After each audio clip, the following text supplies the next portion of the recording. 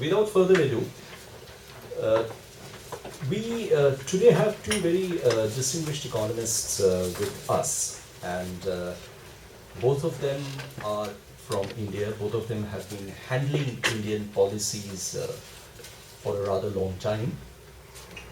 And let me first give a very brief context as to what the background to the discussion is today. The news coming out about the Indian economy for quite some time is actually rather disappointing.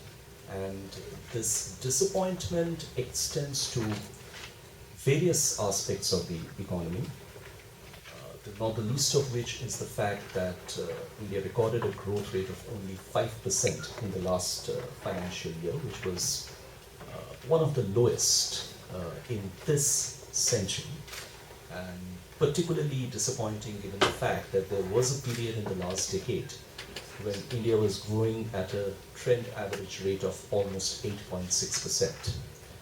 So coming from there, this is a rather sharp cutback in the rate of growth. And along with that, another development which has obviously been taken as a major indicator of the fact that the Indian economy is looking down the barrel is the fact that the Indian rupee has plunged very sharply against the American dollar. And in fact, every 2 or 3 days, it's creating new records for itself as far as going down is concerned. This has had the expected effect on the foreign exchange reserves, because the Reserve Bank of India, in spite of putting up a brave front on a number of occasions, has occasionally had to intervene in the market. It has had to release dollars and strengthen the value of the rupee. But on the whole, the concern that is beginning to come up now is that whether, if this trend continues, does India really have enough foreign exchange reserves to handle this macroeconomic imbalance, which is increasingly assuming rather alarming proportions. And at the same time, domestically, elsewhere, the industrial production and exports continue to stagnate. So to that extent, there is hardly good news coming out from any sectors of the economy.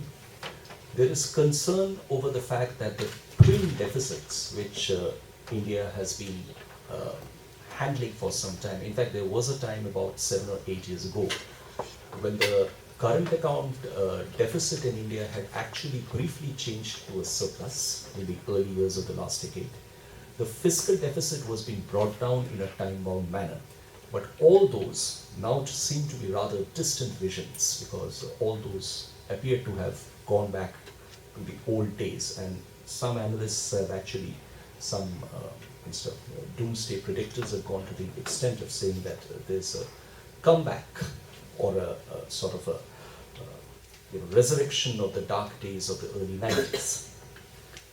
Now, why is all this happening? And why is it that India suddenly finds itself in a rather precarious position, so as to say, to put a journalistic phrase on board? Why has the wind gone out of the India story globally? Well, there may be several explanations. It could be a part of the cyclical downturn from which the global economy is yet to entirely recover as a whole. It could also be a result of basic structural problems that the Indian economy has been nursing for a long time, has not been able to overcome them, and eventually, accompanied with the cyclical downturn of the global economy, the situation is becoming all that much worse. So much so that the economy is actually finding itself in a rather difficult position. In fact, it's not always that the credit rating agencies periodically send out threatening signals that if you cannot manage yourself by another 0.1 percentage points, we are going to downgrade you. So it's basically 0.1 percentage point of the GDP that the finance minister has been desperately trying to manage for some time now. And of course, beyond all this is the question that can the India growth story come back? And will India continue to live up to the expectations, or at least get reasonably close to a part of the hype that was generated about India way back in the early years of the last decade when the BRICS report was announced? Or is it going to be the first to fall off the BRICS pole? Now, of course, I'm not going to answer any of these. What I'll do is that I'll leave it to my two very distinguished panelists to take a look at all this, but it's a pleasant duty to introduce both of them to you. Assuming that left is right, I'll start with my left. Dr. Supriyo De has been with the Ministry of Finance for now almost as long a time as I was there, 8 years? And he has worked with two chief economic advisors, both of whom have, in a sense, gone on to greener pastures. First it was Professor Kaushik Basu. Subsequently it was Dr. Raghuram Rajan.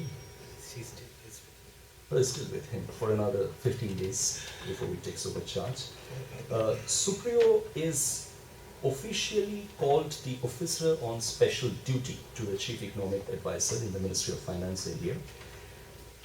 He belongs to the Indian Revenue Service, and nobody other than him would know better the desperate need of revenues that India has right now.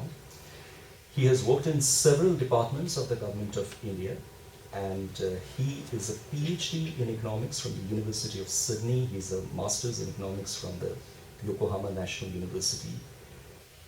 Japan is part of a World Bank scholarship program. He was also an Emerging Leaders Fellow in the Australia-India Institute in the University of Melbourne. He has been writing very substantive policy papers. He has contributed to the new Oxford Companion to Economics in India, which was edited by Kaushik Basu and N.M.E. Matins. And he, of course, has journal articles to his credit. To my right is Professor Shubhashish Gangopadhyay, who has saddled the academic world and the policy world with equal ease and expertise, if I could say. And right now he is the director of the School of Social Sciences and Humanities in the Shiv Nada University in India. He is the director of the India Development Foundation. There was a time when he was the advisor to Mr. P. Chidambaram in the Ministry of Finance. He is also visiting professor at the Gothenburg University in Sweden. He, of course, has several very distinguished academic positions. He has been holding the prestigious Malmsten Guest Professorship and the Bertil Danielson Guest Professorship not too long ago, 2007, 2008, a PhD from the Cornell University in US, spent several years in the Indian Statistical Institute at Delhi. And also, to round it off, he is the chief editor of a couple of major academic journals on emerging market finance and infrastructure. So what I'll do is, as usual, as is my bad habit, I'll try to make it as provocative as possible, and I'll assume that we get the right view from the left first, and ask Dr. Dey to give the official version, not official, this is his personal version, I'm sure he will come up with a disclaimer. And then I'll provoke Professor Gangopadhyay to sort of react to that. You never know, the two views might converge as well. And then we'll of course try to make it as stimulating as possible in the time that we have with us. So Supriyo, over to you.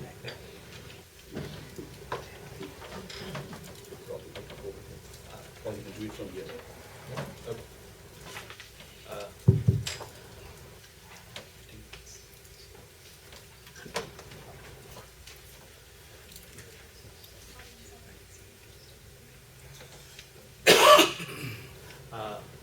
Good afternoon, everybody. Thank you for attending this. And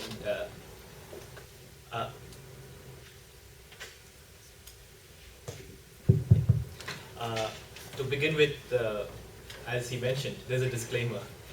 This is a personal slideshow of mine, personal views. They're not really official views of the Government of India, or anyway the policy views of the Government of India. However, I would like to thank my current supervisor and mentor, Dr. Raghuram Rajan, for a lot of ideas and inspiration, but they're not really his views. And definitely to my very close colleagues, Rohini Malkani, Dr. Prachi Mishra, and Aman Mohanta, for some of the analytical insights on which I draw upon in this lecture. Without further ado, I twist this whole thing around and say that this is a challenge as opportunity. Okay. That's one way of looking at it. And we can continue discussing why I said so at a later point of time. Quick macro view of things in a comparative note. As the BRICS were mentioned, I've put BRICS plus T into this to just say that, look, there's been widely reported as the emerging markets being rebalanced. It's a bit of a shift. This is not Government of India data, this is IMF's WEO Outlook, April 2013.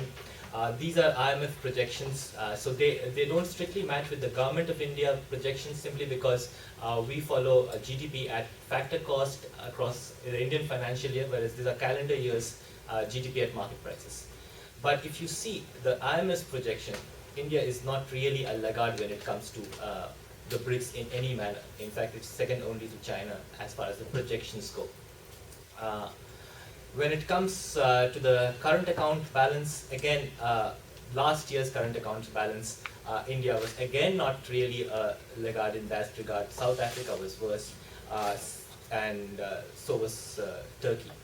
When it comes to the foreign exchange percentage change, this is maybe a bit dated, but having said that, again, the South African rand and the Brazilian real have been performing much worse. This is January to July of this year changes. So to that extent, one of the things I find, in fact, this my former boss, Dr. Kaushik Basu, used to say that one of the heartening things about what expectations about India have changed is that when it goes down to 5%, people are moaning and groaning and saying this is the end of the world. This was the economy that was famously known for its Hindu rate of growth, 2%.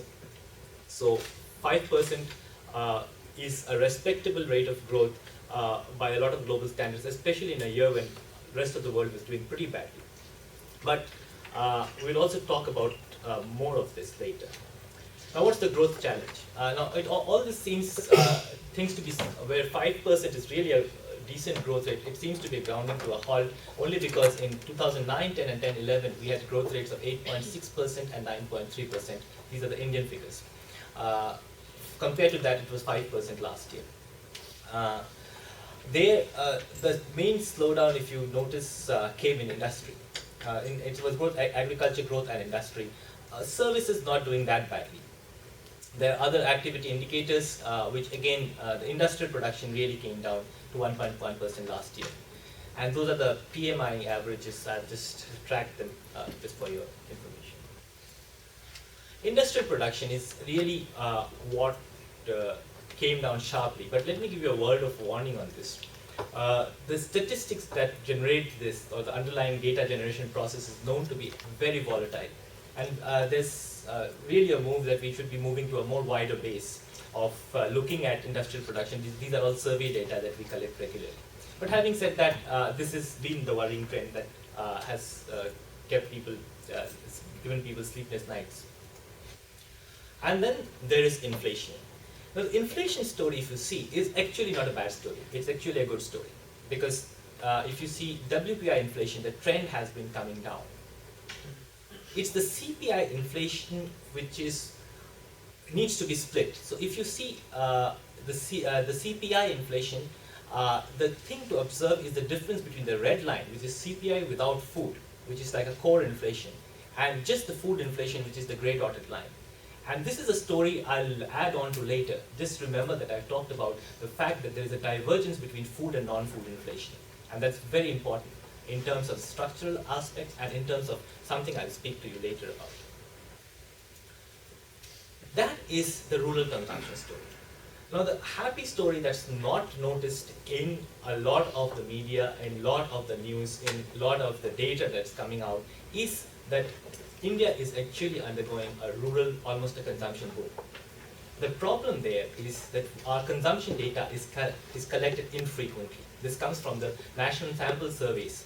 So the thing to observe is rural non-food consumption across the last 2 years, 2010 to 2012, it's increased by 23.5%. When you compare it, the urban one has increased by only 18.1%.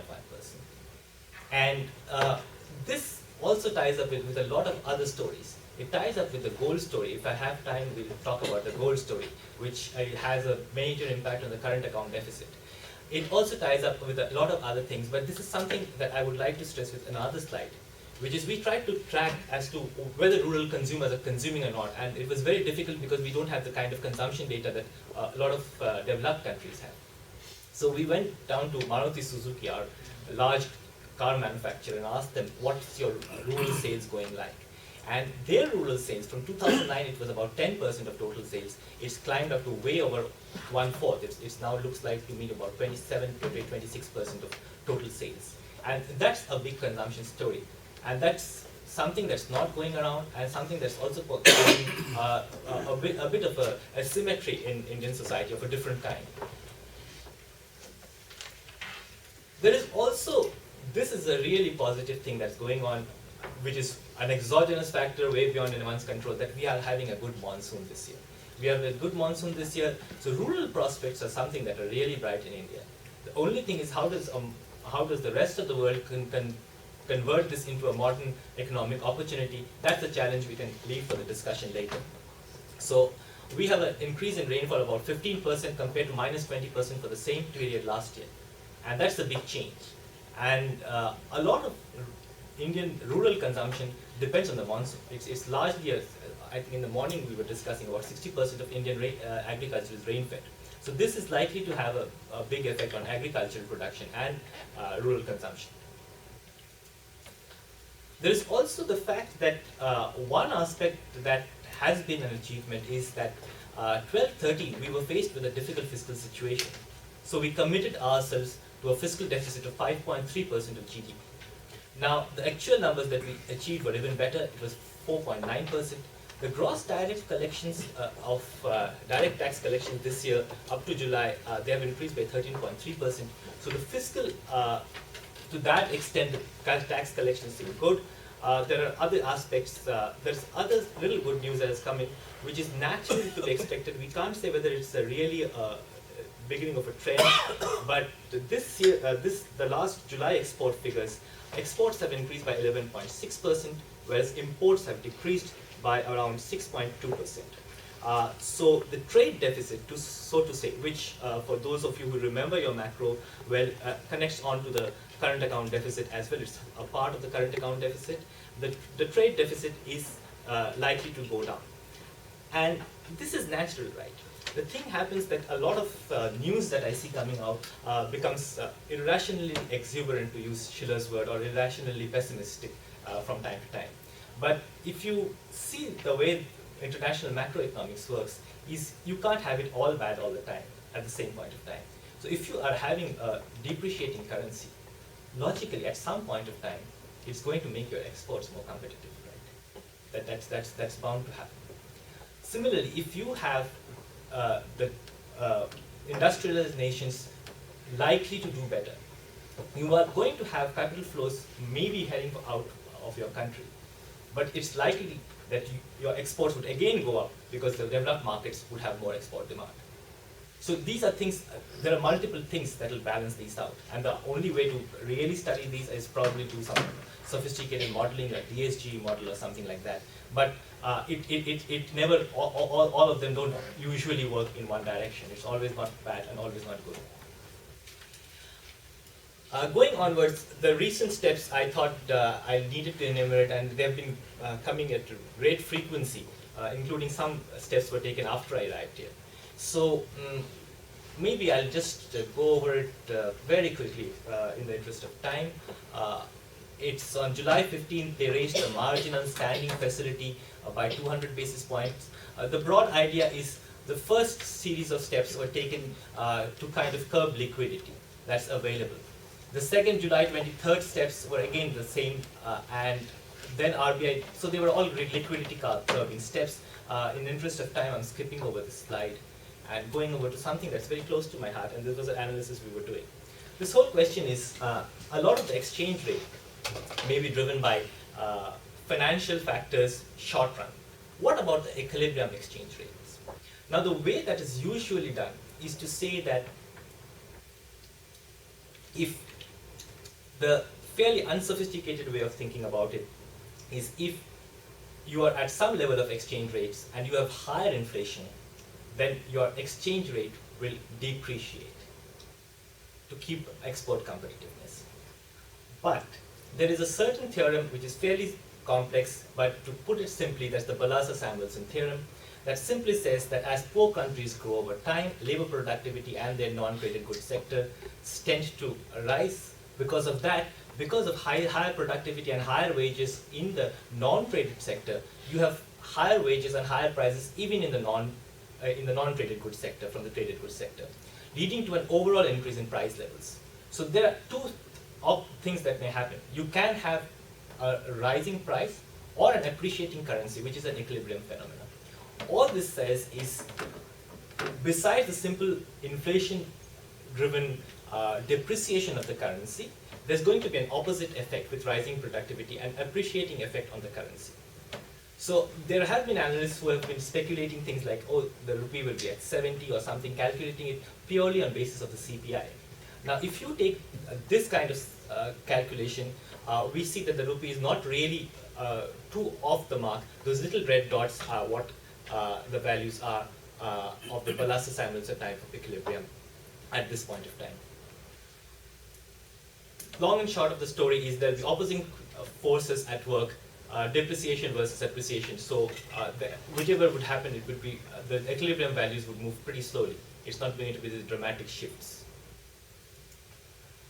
The current account deficit, the way the strategy has been to manage it is basically twofold. We have committed to a target of 3.7% of GDP as our CAD target for this year. And how do we do it? The first is to import compression, which is largely in gold and silver, oil and non-essential imports, luxury goods. And of course, to meet the current account deficit, you need adequate capital flows. The way that the strategy is to liberalize the external commercial borrowing guidelines. We can discuss this later, what they mean. Liberalizing the non-resident inflows, which are NRE and FCNR deposit. And public sector financial institutions would go out there and launch quasi-sovereign bonds for long-term finance of infrastructure. Which brings us to the question, is all this financing, if we are bringing it in for infrastructure, there have been, of course, world over reports that the progress of infrastructure, the progress of investment implementation in India is slow. So what you do about it is, we'll just discuss it later.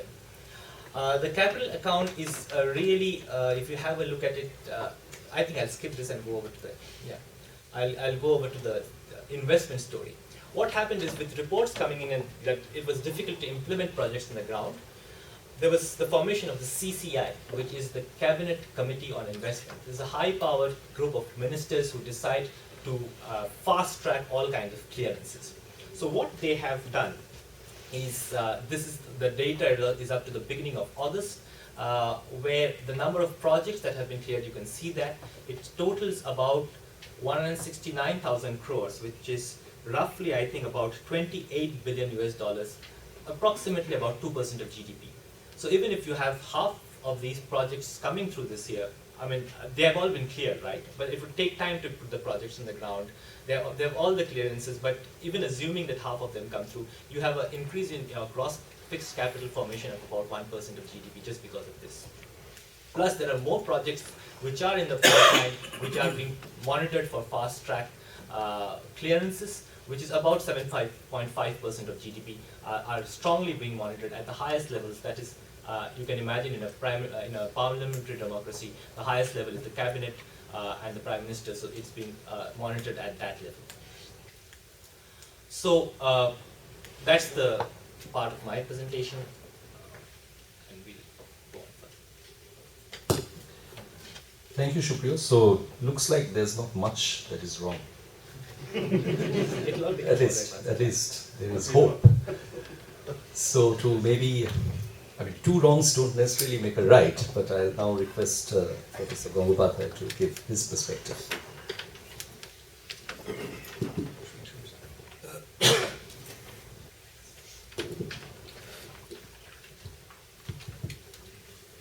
Thank you, Jitendra.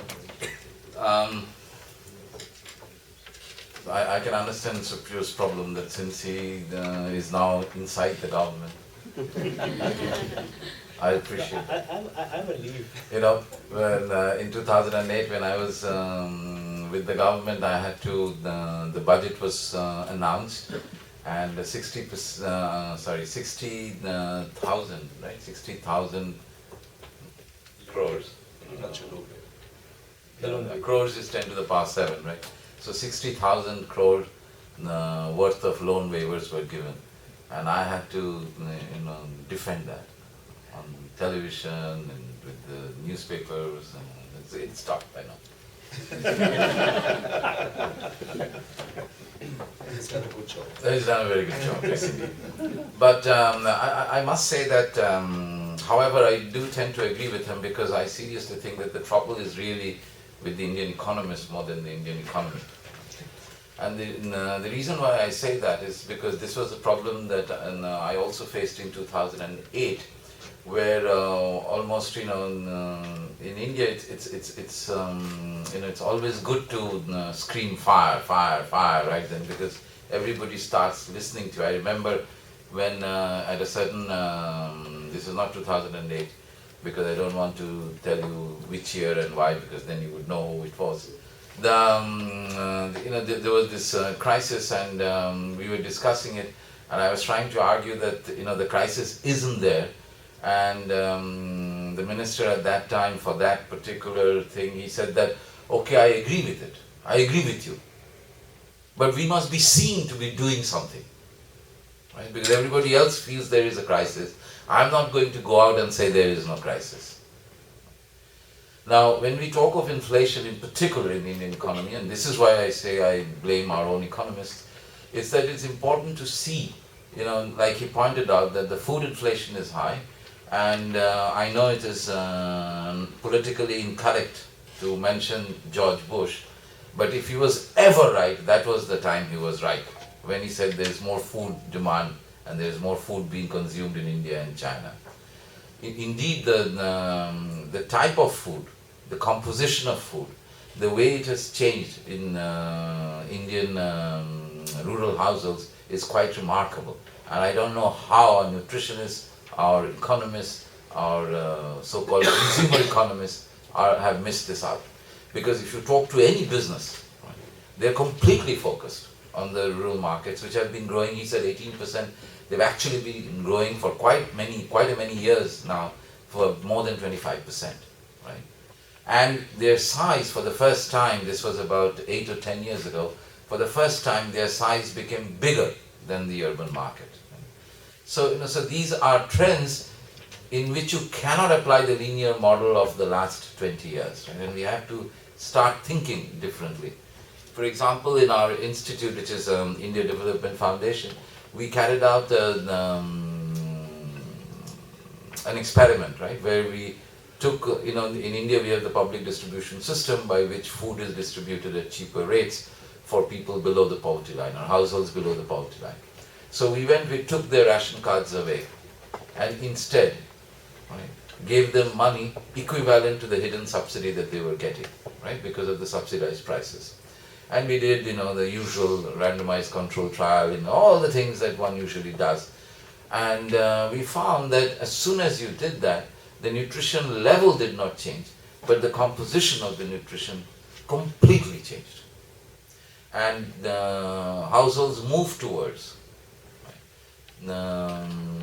more expensive food items like milk, fish, fresh vegetables, fruits, away from cereals. Now, these prices have never risen for a very long time, simply because it was mostly the urban areas that were consuming it. Now the villages are doing it.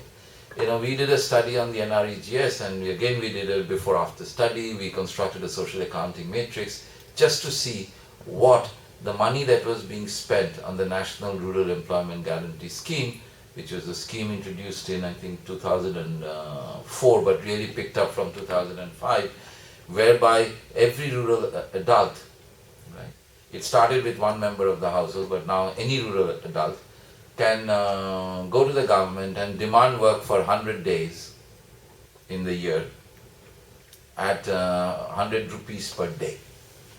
Okay, so that's about 10,000 rupees the government almost guarantees if somebody is willing to do hard manual labor. Now we wanted to see what impact it has on the local economy. One of the most important things it did is it prevented people from migrating during the lean season when there is no work in agriculture. But most importantly, what it did, because this money stayed in the village, it generated, so many other income activities. Farmers who were growing one crop now start growing vegetables because there is a demand for vegetables within the village, which earlier would become decimated because village of landless laborers, they will go out into the city, right, to find work those 3-6 months of the year. So the entire rural economy is undergoing changes which we, given our old methods of analysis, are just not seeing. For example, today we had this discussion in the morning that 60% of our, well, it's actually 50% of the labor force is in rural India, and it produces, whereas agriculture produces only 14.4% of the GDP, right? But if you look closely at what the statistics, the other statistics in about rural India says, it's that the farming age, that is age of farmers, right, has now reached almost 60. Why? Because no one among the younger generation is in farming anymore.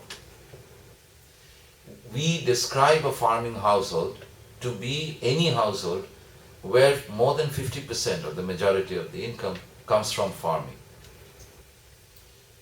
But their children are not into farming and they're all doing off-farm work. They're all in non-agricultural sector, which we are not reading at all. So, these are the sorts of changes that are taking place in the economy, and to get a better idea of what we are doing or where our problem lies, we have to give up the old model of, the linear models that we have of manufacturing must grow, this can grow, because most of the manufacturing growth indeed is not in the formal sector. But if we look at the informal sector, it's really, economists haven't done this, but sociologists have done a lot of work in India, right, seeing the transformation of villages outside of agriculture. It's quite remarkable to observe. But since these are case studies, sociologists are not like economists, so they don't do the things we do and we can appreciate. We do not appreciate the sociologists. But certainly it gives a very good idea of where we should be focusing, rather than on these, the CADs and such data at the aggregate level.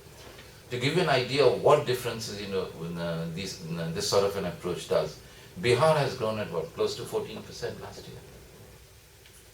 So there are states in India which are growing at those rates, right? With no regard for the European crisis or the American crisis, or Japan not importing as much, or China not importing as much from India, right? And remember, India was never a big player in the international market. So I don't understand why the European crisis or the American crisis is being used as the reason why India is not doing very well.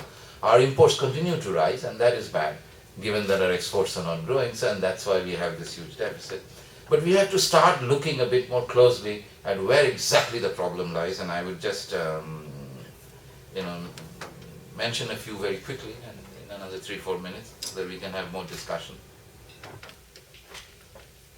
So, and I just mentioned about this, the disaggregated picture, and there are some states which are doing remarkably well, and we have to ask ourselves how come they're doing it. The other thing that we get caught up in, and this is again, this paranoia that we have, that we are going down the drain. I hate to say this. Now, almost all of us agree, including the government, that without proper health and education, we are not going to make it in the modern global world. And yet we hold ourselves back saying, where is the money? Now, if today we are attacked by some foreign country, I would challenge any of these economists who are so focused on fiscal discipline to be able to say, sorry, we will not defend that part of the border because we don't have the money. We are not going to say that. And today, if we look at the political situation within India, the way insurgencies and things are happening of people who feel left out of the entire political and economic process, it is as dangerous as being attacked from outside. We cannot say that we are not going to get you supplies, we are not going to give you education, we are not going to find you jobs because we have a fiscal discipline to maintain. We have to set our priorities, right? We of course need fiscal discipline, but it cannot be used as an excuse for not doing what we need to do to be able to grow properly. Right? So we have to change our priorities and not say that we cannot feed the people because we have a fiscal discipline issue. That is not acceptable. And given that we are opening up the economy to a market economy, now we have TVs, everybody knows everything about what is going on elsewhere in the world, it's very, very difficult, right? And given our young population, if we do not address this right away, we will have huge social problems, because remember, we are a democracy, we are a federal structure. Delhi, even during Mughal days and British days, had never had long reaches to every parts of the country. So we are in serious trouble if we do not address this. That's what is wrong with the Indian society, I would say, rather than the Indian economy. The third thing I want to say is that we have always complained, and this is not because I'm getting old. What I'm about to say is not because I'm getting old or I'm biased. Or I am old, not getting old, and I'm biased. But we have always said that more than 50%, the median age in India was 23.7, so more than 50% of our population is below 25. So how come our Prime Minister is 86 years old? Right? And his contender is also 86 years old. His contender who is now no longer a contender, but for a long time he was. Right? So we ask ourselves this question: why is it that the youngsters are not running the country? Now there are some young leaders, and it's shocking to see that they have not said anything, they have not done anything which is different from what their parents or grandparents were saying or are doing, if they are still in power. We have not yet politically matured to be able to take on the demands of a market-driven economy. We are still in the socialist mode, we are still in the paternalistic mode of the government knowing best. And now what has made it worse is that earlier the chief ministers were not so well trained. Now our young chief ministers are from Harvard Business School, somebody from Stanford Business School, so you can't even question them on that, whether they know or not. But what they say is exactly, and what they do is exactly what their parents and grandparents have been saying or doing. And what we need in India, therefore, is a new brand of leaders. In industry and business, it has happened. Right? Professional businesses have come up. They have become role models. In politics, it is yet to happen. Right? So that is a serious problem. And finally, I want to ask the question, and that is because Supriyon ended with that. These projects have been cleared in the last year, you said, right? This is up to August of this year. But this announcement was made about a year ago, right? The CCI? The CCI. Yeah, so about a year. What were they doing 9 years? Because I remember in 2008, I had compiled this list of projects that were, held up. And in 2004, I'm sure they were held up too. So, our government has to a bit more fleet-footed to be able to take on the opportunities that are presenting themselves in front of India. Thank you.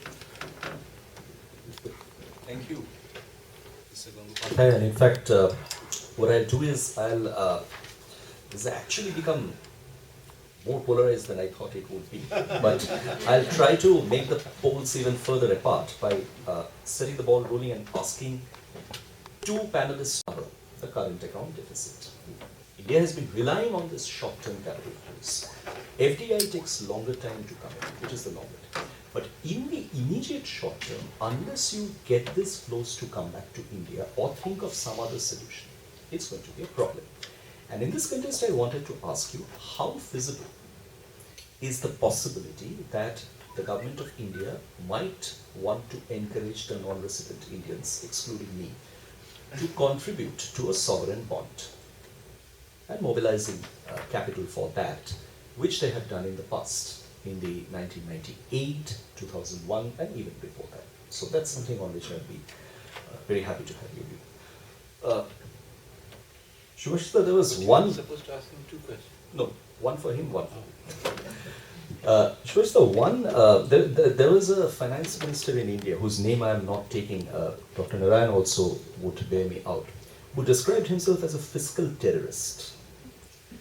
I'm not taking the name, but there was a time when a finance minister described himself as a fiscal terrorist and set in motion what is called this path of fiscal consolidation, the Financial Responsibility and Budget Management Act, and so on and so forth. Fiscal responsibility. Yeah. Now, given the fact that you are suggesting, if I've understood you correctly, that this obsessive emphasis on fiscal consolidation is actually holding back a considerable amount of resources that could have gone into social and human development. Are you suggesting that let fiscal consolidation be given up for more exhaustive public spending programs, and let India to that extent be prepared for a period of relatively low growth and allow the social and human development indicators to come up? You know, is it some sort of a China-like process where the emphasis is going to be more on redistribution rather than, you know, this obsessive preoccupation with high growth? Maybe I can start from the right now, Shukri, if it's...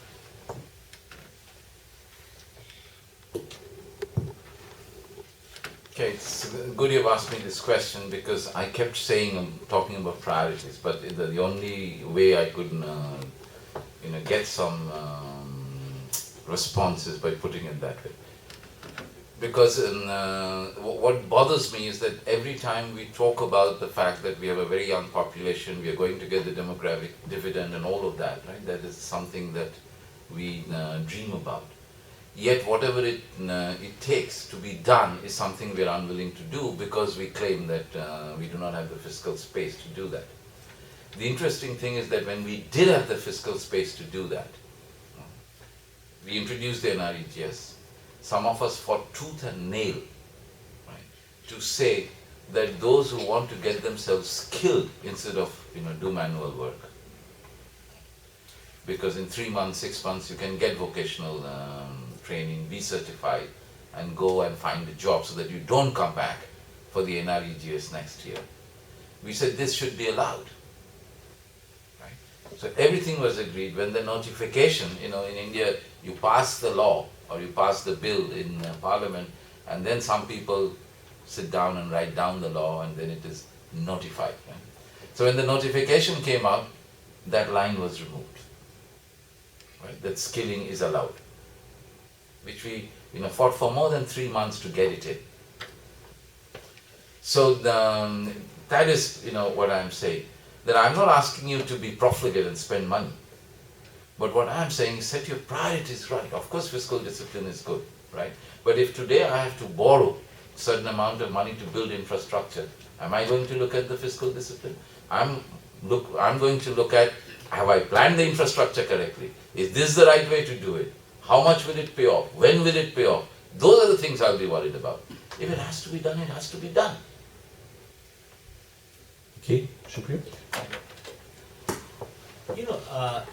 Meeting the current account deficit, I've got some interesting figures which came from a newspaper a few days after the import duty hikes were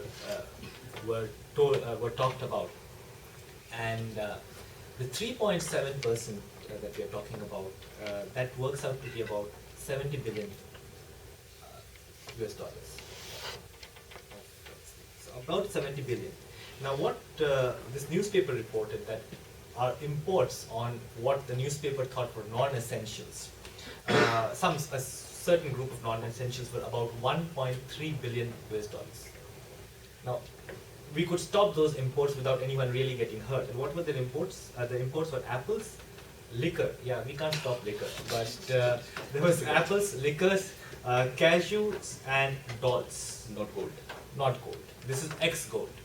The other is the gold story. Now, if you remember, Amitaduda mentioned about the trade deficit.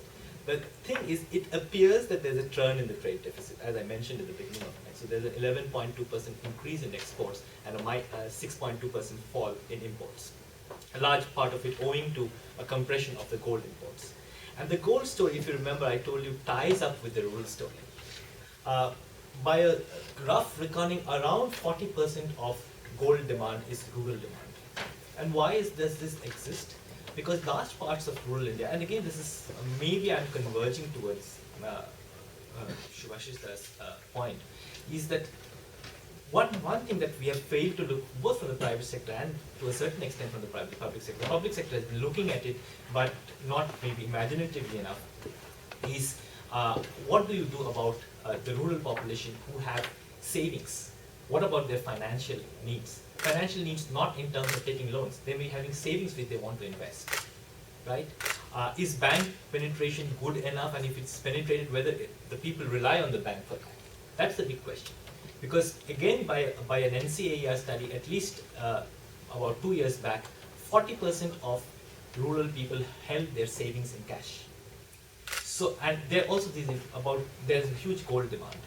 Now, the issue is they're both consumers, savers. So when they buy gold, these households are actually thinking that they're not exactly sure whether they're consuming or saving, but it's probably a consumption for some people, but it's largely a saving for others. So actually they're saving. So if there were two options, either they could be converted into consumers, or this saving could be converted into financial savings, it would be a great help. But coming back to your issue of the current account deficit, gold compression is going to make a big difference. So gold and silver is this big target item. So that's going to compress the deficit itself.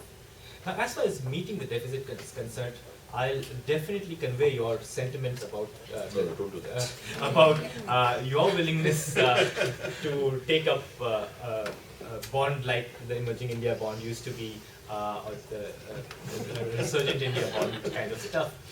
But we'll give it a nice name for that if it comes out. But yes, I think let's see how it goes. It can be considered. I understand the hesitation on that part. I will not trouble you anymore on that, but please go ahead and ask your questions and do identify yourself. Yes, sir, please. My name is Hen.